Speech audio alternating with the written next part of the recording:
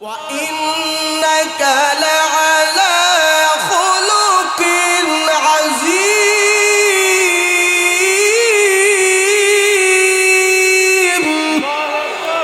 যেই নবীকে উত্তম আদর্শ দিয়ে আমার আল্লাহ পাঠাইছেন, এই নবীর আদর্শ দেখিয়ে বেঈমান মুশরিকরা যুদ্ধ লাগে নাই, এমনি নবীর আদর্শ দেখে দেখে মুসলমান হয়েছে।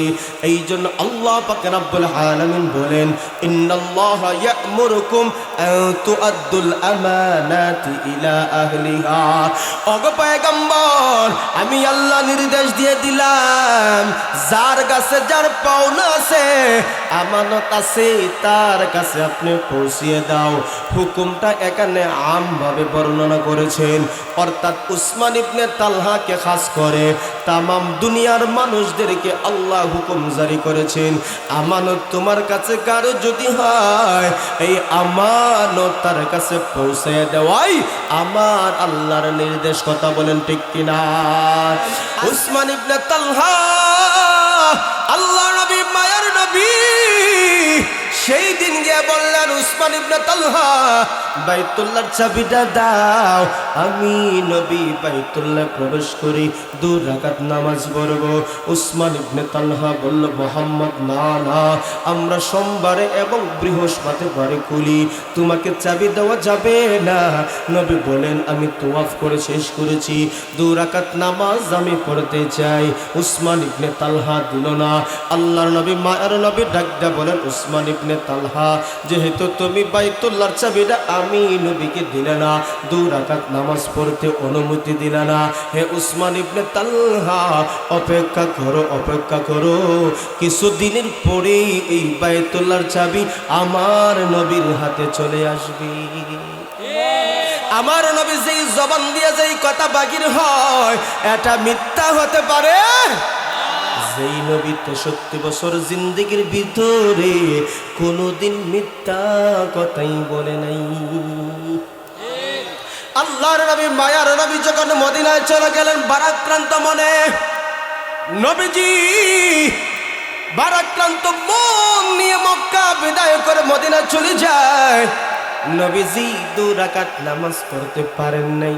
আল্লাহর নবী, মায়ার নবী মদিনায় যখন চলে গেলেন, ইসলামের বিজয়ের ঝান্ডা তামাম দুনিয়া জুড়ে একে একে দেশগুলা বিজয় হয়।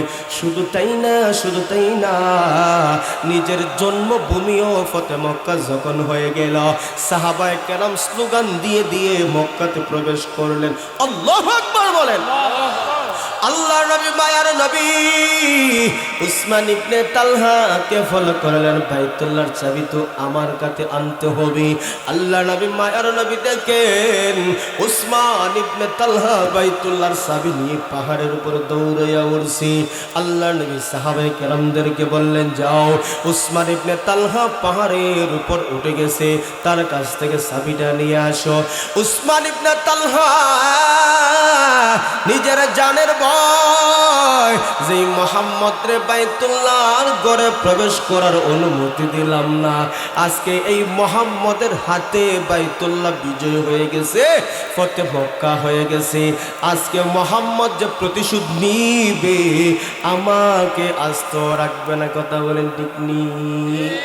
কিন্তু তারা জানে না, দয়ার নবী, মায়ার নবী, রাহমাতুল লিল আলামিন পয়গম্বর ইউসুফ আলাইহিস সালাতু ওয়াস সালামকে যখন উনার বাইরা কুয়ার মধ্যে ফেলে দিয়েছিল, আল্লাহ যখন পয়গম্বর ইউসুফকে বাঁচাইয়া ওই মিশরের যখন মন্ত্রী বানায়া দিলেন, সেই দিন ভাইরা যখন ধরা খায়া গেল, সেই দিন তারা বলল, হায় হায়, আজকে ইউসুফের সামনে ধরা পড়ে গেলাম, না জানি কঠিন থেকে কঠিন শাস্তি আমাদেরকে দেয়।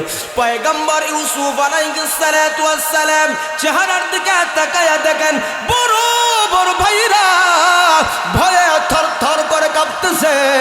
সেই দিন ইউসুফ বলেছিলেন, লা তাসরিবা আলাইকুমুল ইয়াউম, আজকের এই দিনে হে আমার বড় ভাই, তোমাদের উপর আমি প্রতিশোধ নিব না।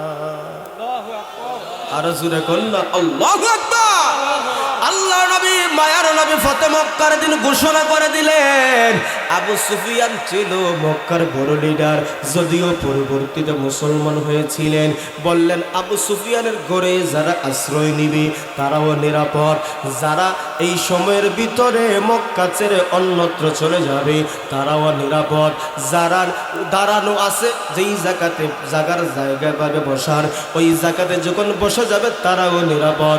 অর্থাৎ কয়েকটা অপশন আল্লাহর নবী দিয়ে দিলেন, এই কাজগুলা করলে তোমাদের উপর জুলুম করা হবে না, তোমরা সাধারণ ক্ষমা ঘোষণা পেয়ে যাইবা। উসমান ইবনে তালহা ভয়ে কাঁপতেছে, আমি তো বড় ভুল করে ফেলছি, মুহাম্মদকে আমি বাইতুল্লাহর চাবি দেই নাই, আমাকে তো সাধারণ ক্ষমা নয়, আমারে আরো জটিল শাস্তি দিবে, কঠিন শাস্তি দিবে। সাহাবীরা যখন চাবিটা নিয়ে আসলেন, উসমান ইবনে তালহা নেমে আসলো। উসমান ইবনে তালহা বয়ে কাঁপতেছে। আল্লাহর নবী চাবির হাতে পাওয়ার পরে এবার উসমান ইবনে তালহাকে ডাকতে বললেন, হে উসমান ইবনে তালহা, এই বাইতুল্লাহর চাবিটা এবার কার হাতে? উসমান ইবনে তালহা কাফিয়া বলে, মুহাম্মদ, এই চাবিটা এখন তোমার হাতে। আল্লাহর নবী মায়ার নবী বলেন, সেই দিন উসমান ইবনে তালহা আমাকে তুমি বাইতুল্লাহ তওয়াফ করার পরে 2 রাকাত নামাজ পড়ার সুযোগ দিলা না। উসমান ইবনে তালহা কাঁদতেছে। নবী মুস্কি হাসি, আমার আল্লাহ জিব্রাইলকে পাঠিয়ে দিলেন, ও জিব্রাইল, যাও আমার হাবিবকে গিয়ে বলবা যার আমানত তার কাছে আপনি পৌঁছিয়া দাও, উসমান ইবনে তালহার চাবিটা আপনার হাতে আসছে। আমার আল্লাহ আবার এবার সিদ্ধান্ত দিলেন এই চাবিটা নাকি উসমান ইবনে তালহার হাতে যেতে, কারণ এটা ছিল তার হাতের আমানত। লোকটা বড় ভালো, এই জন্য তোমার হাতে আসছে, তুমিও তো প্রতিশোধ নিয়ে নিলা, তার হাতে আবার চাবিটা ফিরিয়ে দাও। আল্লাহর নবী মায়ার নবী ওই মুহূর্তে উসমান ইবনে তালহাকে ডাকতে বললেন, উসমান ইবনে তালহা, ভয় পায়ো না, যেহেতু তুমি বাইতুল্লাহর চাবি বহন করলে ওয়ালা, নবী আবার তোমার দায়িত্ব দিয়ে দিলাম। উসমান ইবনে তালহা আমার নবীর চরিত্র দেখে উসমান ইবনে তালহা ডাকতে বলল, মুহাম্মদ, আমি ভয় পেয়েছিলাম কি থেকে কি না আমার হয়, আমার প্রাণ নাশের শঙ্কা ছিল, কিন্তু তোমার এত সুন্দর মায়া, তোমার এত সুন্দর আদর্শ, তোমার এত সুন্দর ভালো ব্যবহার দেখি আমি মুগ্ধ হয়ে গেলাম। হে মুহাম্মদ, আর দেরি করতে চাই না, মুহূর্তের মাঝে কালিমা পড়ে মুসলমান বানাইয়া দাও। ওয়া ইন্নাকা লাআলা খুলুকিন আযীম।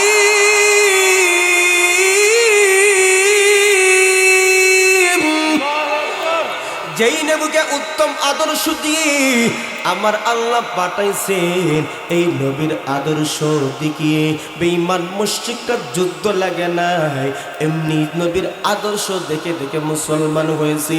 এই জন্য আল্লাহ পাক রব্বুল আলামিন বলেন, ইন্নাল্লাহা ইয়া'মুরুকুম আন তুআদ্দুল আমানাতি ইলা আহলিহা।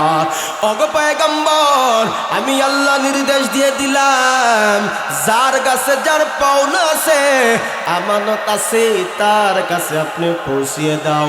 হুকুমটা এখানে আমভাবে বর্ণনা করেছেন, অর্থাৎ উসমান ইবনে তালহাকে খাস করে তামাম দুনিয়ার মানুষদেরকে আল্লাহ হুকুম জারি করেছেন, আমানত তোমার কাছে কারো যদি হয়, এই আমানত তার কাছে পৌঁছে দেওয়াই আমার আল্লাহর নির্দেশ। কথা বলেন ঠিক কিনা?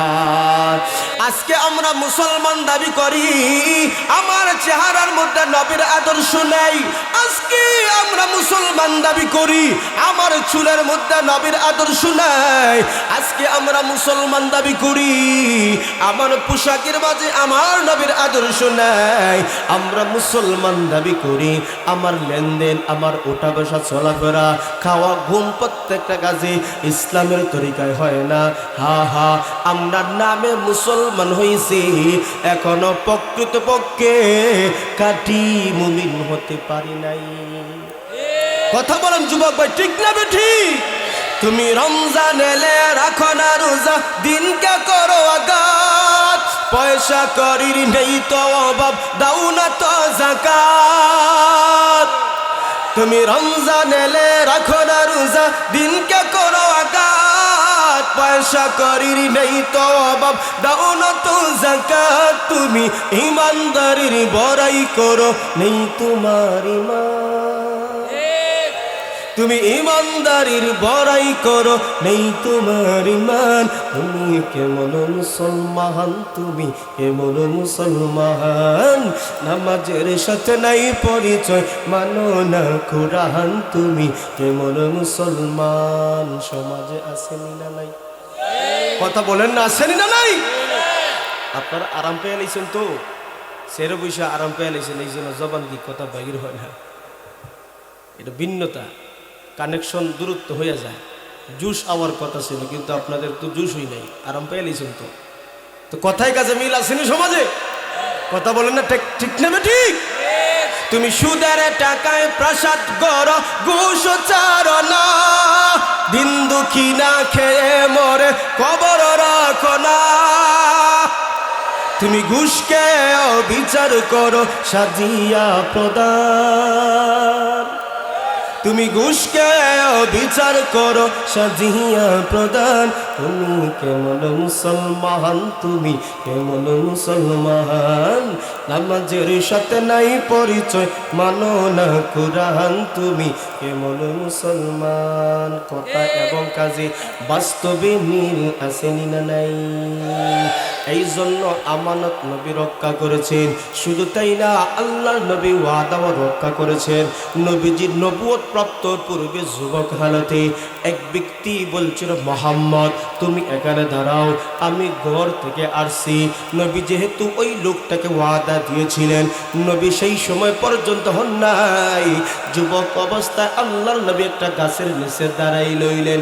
যেই ব্যক্তি ঘরের ভিতরে গিয়েছে, বলছিল আমি আসতেছি, ওই লোকটা ভুলে গেছে। সাধারণত আমাদেরও এমন হয়ে থাকে, তুমি এখানে দাঁড়াও, আমি ঘর থেকে আসছি। কিন্তু ঘরে যাইয়া 10 মিনিট 20 মিনিট চলে যায়, কিন্তু স্মরণ থাকে না, লোকটাও চলে যায়। এরকম হয় কি হয় না? কিন্তু আল্লাহ নবী, মায়ের নবী, আল্লাহ নবী বলেন, ঠিক আছে মাফ করে দিলাম, তবে একটু কষ্ট পাইলাম, ঠিক আছে তুমি মাফ। এর দ্বারা বুঝো মুসলমান, আমার নবীর আমানত কেমন ছিল, আমার নবীর ওয়াদা কেমন ছিল। আজকে আমরা মুসলমান কথায় কথা ওয়াদা করি, আবার কথায় কথায় ভঙ্গ করি।